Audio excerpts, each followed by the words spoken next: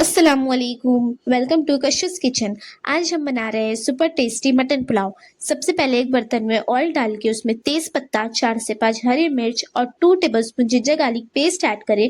Then उसमें गरम मसाला, धनिया पाउडर एंड टमाटर ऐड करके बॉइल्ड मटन ऐड करें। उसको अच्छी तरह मिक्स करने के बाद उसमें 2 ग्लास पानी, हाफ लेमन जूस, थोड़ा सा केवड़ा वाटर और नमक टेस्ट के अकॉर्डिंग। अब अच्छी तरह वॉश्ड राइस ऐड करके एक बार मिक्स कर ले।